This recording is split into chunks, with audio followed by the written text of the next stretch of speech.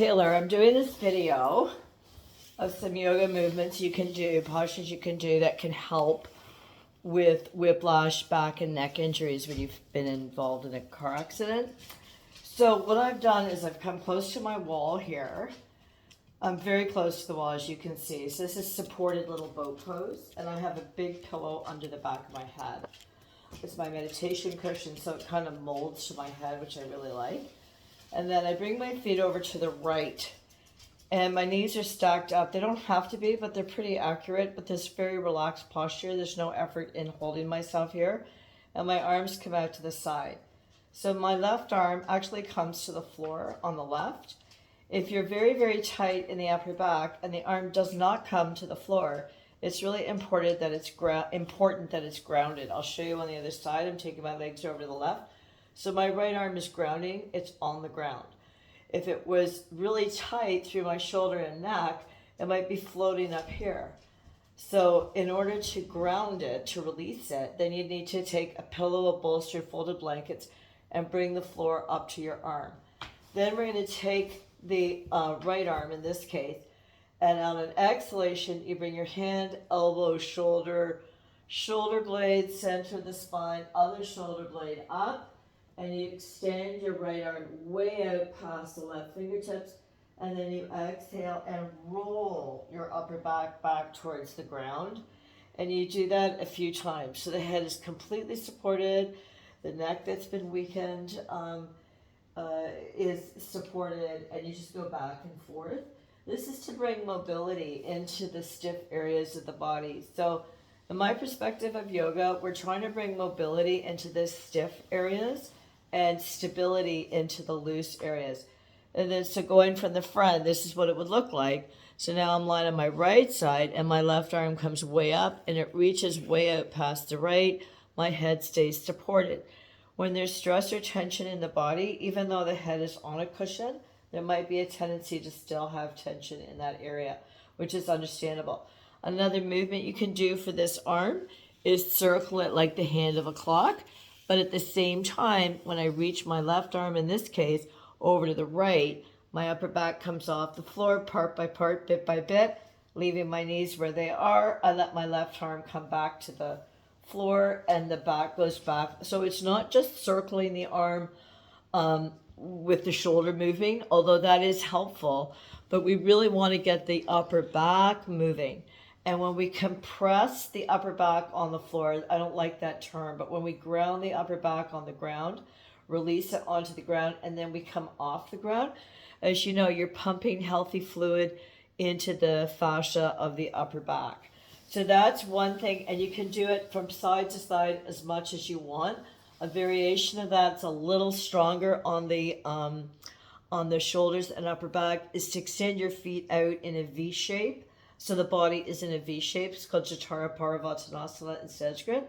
And you can take your arm up and back in this, but that's not necessary unless you want to. So another thing you can do lying here on the floor is just lie here on the floor. And you're grounding your back, you're releasing your spine. You can have your legs long, bending your knees out to the side, and breathing can release the groins and encourage breath into the belly and abdomen. And then a third variation here is to take your left ankle, supported figure four, they call this in fitness, supported glute stretch. So your left ankle is on the right knee, and then you slide your right foot down the wall, and you'll get a hip stretch. So when the back has been through that kind of trauma that you have, the stress will move around as the body is trying to negotiate and figure out what's going on. It'll be up in the left shoulder and down the right hip, and then it'll go over to the right shoulder and then the left hip. So as parts of it get tight, and then you can just stay here as long as your knee feels okay. Try not to flex the heel try not to point your heel away or point the toes.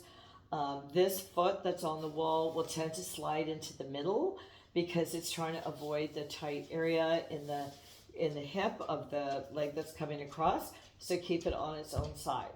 So that's the back of the body, and then you can stretch up. If your arms feel okay at some point with this, You can take a strap around your leg and take it out to the side and then to the other side. But using your arms for that kind of activity right now can exaggerate the problem. So then another thing I think is really helpful for whiplash injuries, which I find helpful, as I mentioned before, were back bends. So you need to release the hip flexors. So there's lunge pose, right?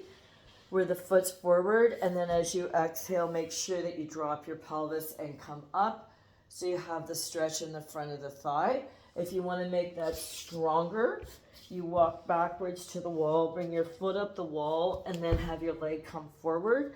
And this is a fairly big quad hip flexor stretch, which get tight when we're in an accident, especially when we're in the seated position, because this is trying to stabilize us. These are the anxiety muscles. So this is a really great stretch to do on both sides. And that is considered a back bend. And then, as you know, there's Cobra with the elbows on the floor, which is Sphinx.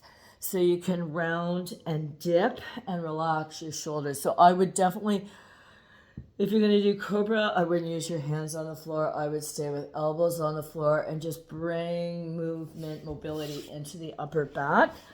And then another one you can try setting up at home. And this is progressive, right?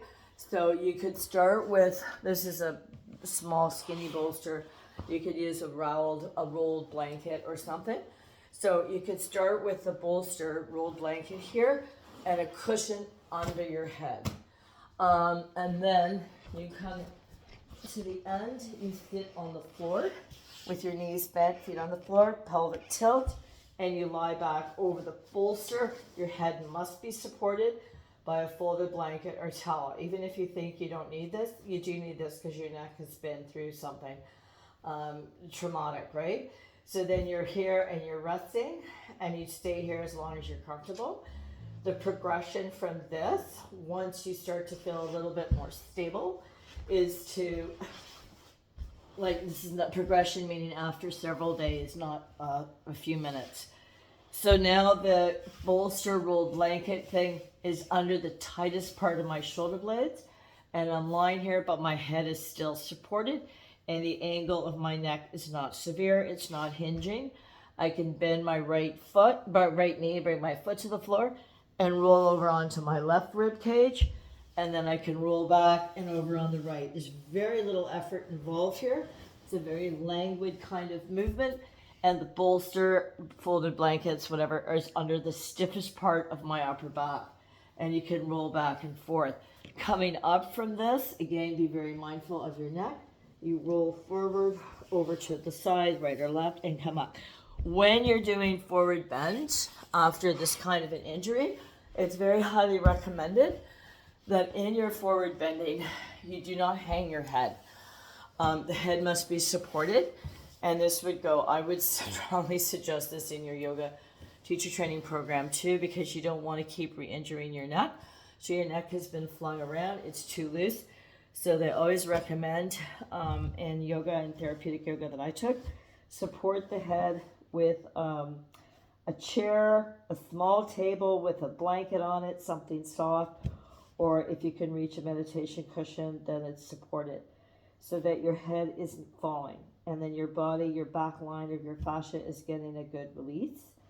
And then you're going to exhale, use your core muscles to come up. So I hope that's helpful, Taylor. You've helped our horses so much. It's a little video for you.